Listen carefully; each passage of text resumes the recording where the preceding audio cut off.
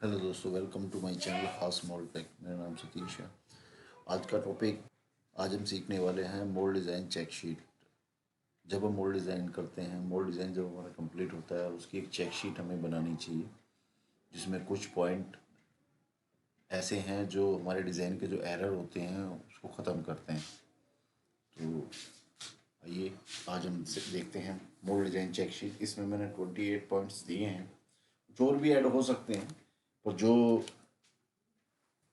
मेरा एक्सपीरियंस है, जहाँ जहाँ मुझे दिक्कत आती है या जो जो मैंने प्रॉब्लम फेस की है, मैंने उसके आधार पे एक ये शीट तैयार की है।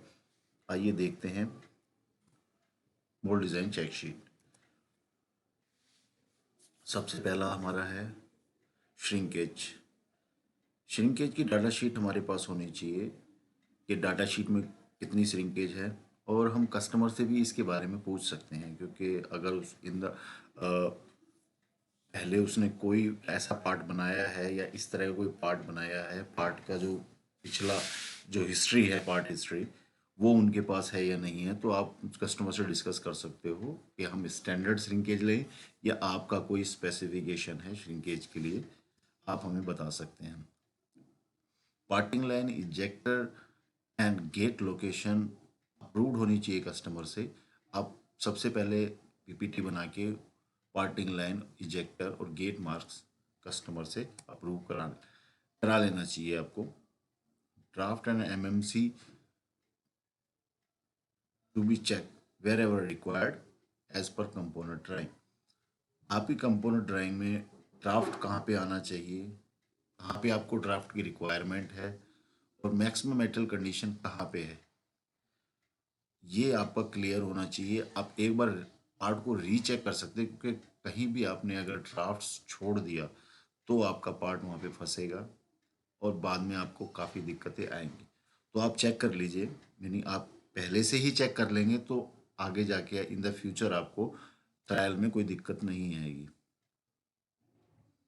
जब आप मोल्ड डिज़ाइन करें तो प्लेट की जो थिकनेस है, प्लेट की थिकनेस इस तरीके की होनी चाहिए कि जो मार्केट में अवेलेबल हो, रॉ मटेरियल आराम से अवेलेबल हो। जैसे कि हम प्लेटों की थिकनेस लेते हैं 25 mm, तो 25 mm की अगर मैं प्लेट थिकनेस लेता हूँ तो मुझे 32 mm की प्लेट मिलेगी मार्केट में, तो मेरा 7 mm वेस्टेज आता है। तो क्यों ना मैं 25 mm की प्लेट लेके उसको 22 mm की थिकनेस बना दूँ, तो मेरा 3 mm जा रहा है, कम तो मुझे लेना है। तो आप इस तरीके से डिज़ाइन करें कि आपको मार्केट में साइज़ अवेलेबल हो थिकनेस का। लंबाई चौड़ाई आप कोई भी ले सकते हो। ट्राई स्लॉट, जब आप मोल्ड असेंबल करते हैं तो मोल्ड जब खोलते हैं तो उनमें हम ट्राई स्लॉट दे देते हैं, जिससे मोल्ड में कोई भी चीज़ल वगैरह लगा के और आराम से उसको खोल सकें।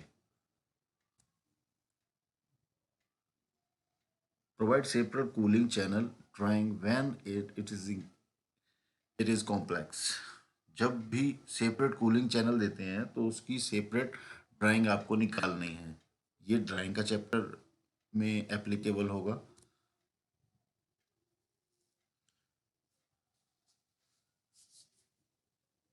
कूलिंग ज़्यादा से ज़्यादा कंपोनेंट एरिया के पास होनी चाहिए, इतनी भी क्लोज ना हो, कम से कम 6 mm का गैप रहना चाहिए कंपोनेंट से कूलिंग का।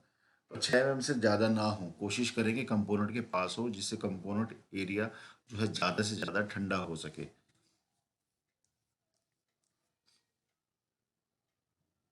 मल्टी कैविटी मॉडल जब हम डिज़ाइन करते हैं तो हमें कभी भी कंपोनेंट को मिरर नहीं करना है। आफ्टर ऑल हमें कभी मिरर करना ही नहीं है जब हम मल्टी कैविटी मॉडल बनाएंगे, हमेशा कॉपी करना है। और अगर आपके पास लेफ्ट और राइट आप अगर आप डिज़ाइन कर रहे हैं, LHRH अगर आप डिज़ाइन कर रहे हैं, तो आप कस्टमर से अलग से उसकी ड्राइंग मांगे कि हमें LH और RH की सेपरेट ड्राइंग चाहिए। उसके बिना आप LHRH डिज़ाइन ना करें, कभी भी कंपोनेंट को मिरर ना करें।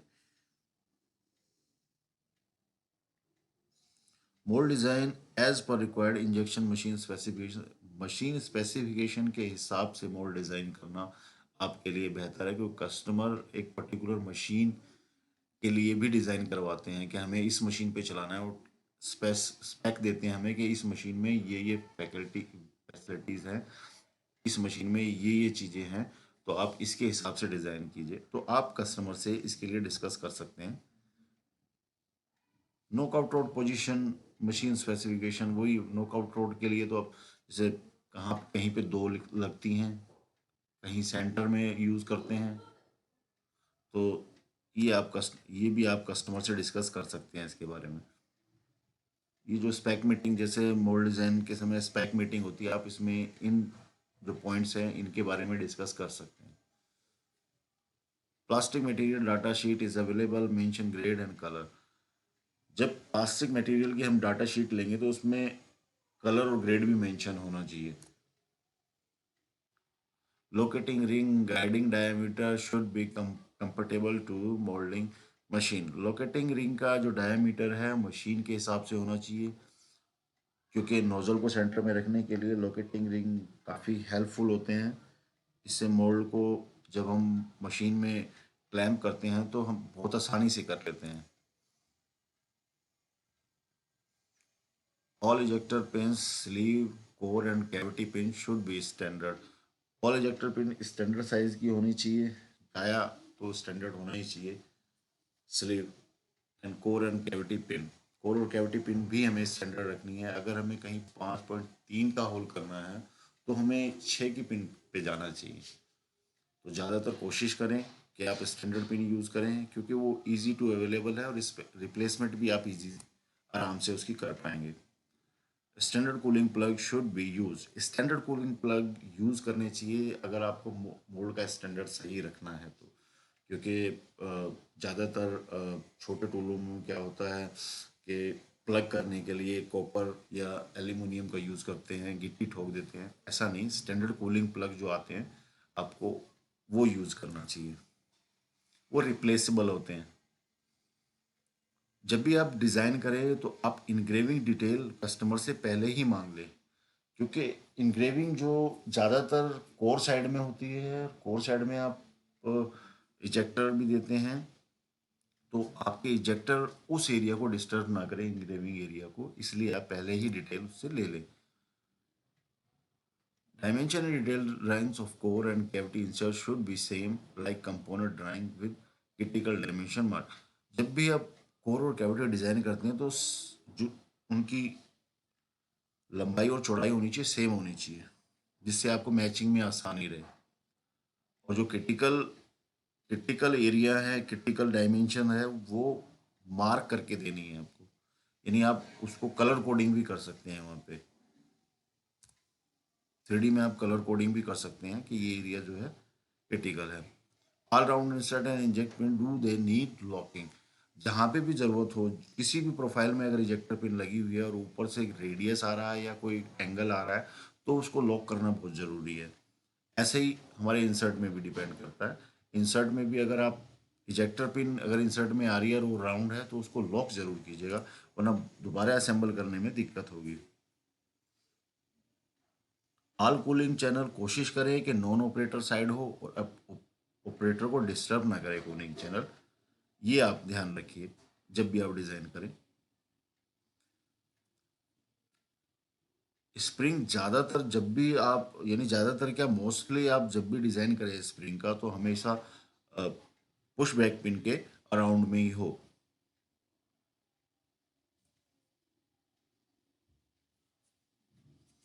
प्रोवाइड रनर पुशन plunger in 3 plate mould for auto.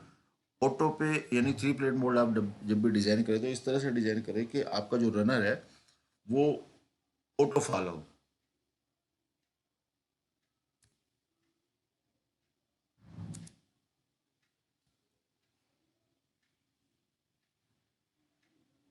The gate design and dimensions shall be shown 4 times size view। कभी भी आप गेट डिज़ाइन अगर शो कर रहे हैं ड्राइंग के अंदर एंड डायमेंशन उसकी दिखाना चाह रहे हैं, तो आप उसको 4 टाइम यानी 4 गुना बड़ा आप उसको दिखाएं कि डिटेल ड्राइंग जरूर बनाएं गेट की। जब भी आप हॉट रनर सिस्टम डिज़ाइन कर रहे हैं या हॉट रनर सिस्टम कहीं पे यूज़ कर रहे हैं तो उसमें इंसुलेशन प्लेट ज़रूर डिज़ाइन करें।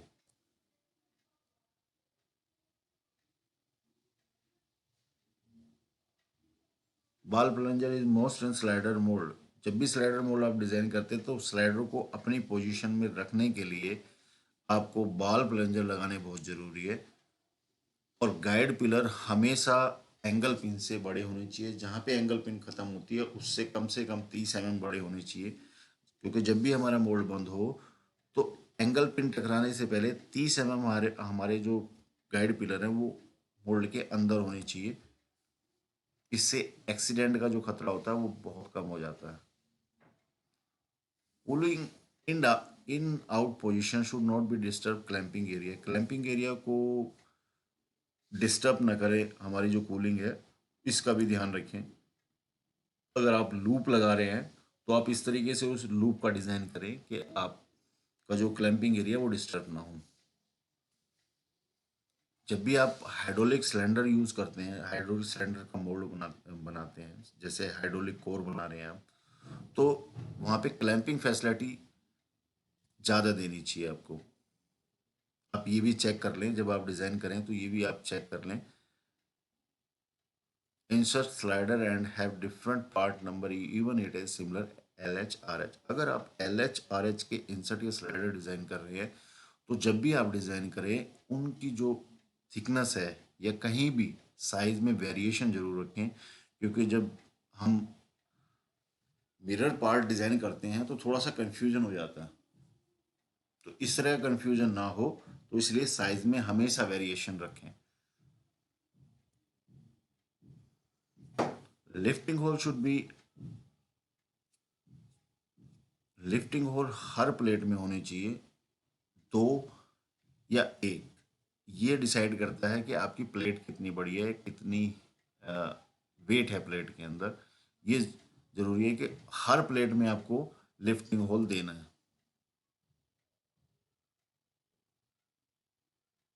Consider tool steel and hardness as per customer requirement. आप कस्टमर से डिस्कस भी कर सकते हैं जब आप टूल स्टील इस्तेमाल करते हैं कि कौन सी आप टूल स्टील इस्तेमाल कर रहे हैं, स्टाइलिक्स लगा रहे हैं या S13 लगा रहे हैं, H11 लगा रहे हैं, किस तरह की आप टूल स्टील यूज़ करते हैं, तो कितनी हमें हार्डनेस रखनी है। कस्टमर की रिक्वायरमेंट के हिसाब से ही आप all standard part code should be verified. जितने भी स्टैंडर्ड पार्ट हैं वो सारे वेरीफाइड होने चाहिए। आप DME के लगा रहे हैं या आप हास्को के लगा रहे हैं या आप मिसुमी के लगा रहे हैं, तो वो आप कोड रखिए और कोड को बॉम में डालिए। जब भी आप मोड कंप्लीट करें, 3D जब आप कंप्लीट करें तो तुरंत ही आप उसको, यानी पहले सबमिट कराने से पहले ही आप उसका बॉम बना लें और ये चेक शीट बनाएं। चेक शीट में जो पॉइंट दिए हैं उन पॉइंटों को डिस्कस करें कस्टमर से, उसके बाद ही आप इसको मैन्युफैक्चरिंग के लिए दें। तो अगर आपको ये मेरा वीडियो पसंद आया तो इस वीडियो को लाइक कीजिए, शेयर कीजिए और चैनल को सब्सक्राइब कीजिए। मैं आगे भी ऐसे यूज़फुल वीडियो आपके लिए मोल्ड डिज़ाइन के लिए बनाता रहूँगा। Thank you.